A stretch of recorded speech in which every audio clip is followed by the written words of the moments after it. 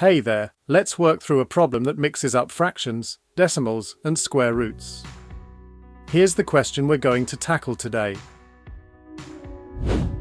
When you see a question like this with lots of different operations, there's one key thing you need to remember to get it right.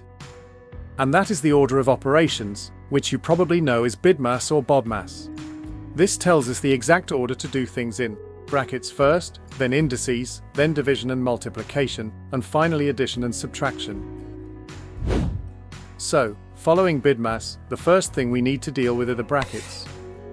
Inside the brackets, we have 0.5 times 3 over 5. To make this easier, let's turn the decimal into a fraction. 0.5 is the same as 5/10, which simplifies to 1/2. Now we can multiply the two fractions.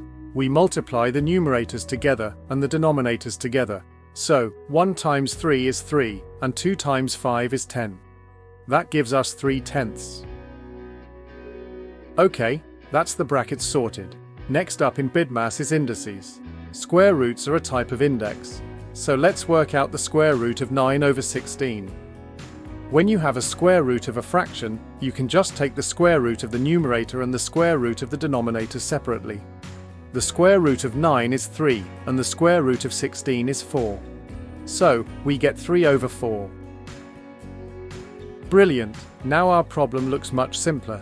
We just need to do the addition, 3 over 4 plus 3 over 10. To add fractions, we need to find a common denominator. We're looking for the smallest number that both 4 and 10 go into. That number is 20. So, let's convert both fractions. For 3/4, we multiply the bottom by 5 to get 20, so we must multiply the top by 5 as well, giving us 15 over 20. For 3/10, we multiply the bottom by 2 to get 20, so we multiply the top by 2, which gives us 6 over 20. Now we can add them. 15 over 20 plus 6 over 20 equals 21 over 20. The denominator stays the same. And that's our final answer. 21 over 20 is already in its simplest form. Looking at our options, that's option A. A common mistake here is to add the fractions incorrectly.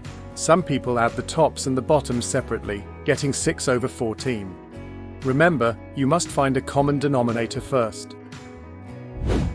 So to recap, always follow BIDMAS. Convert everything to fractions to make your life easier. Find a common denominator before you add or subtract. And that's it. Great work for sticking with it. Keep practicing these and you'll find them much easier. See you next time.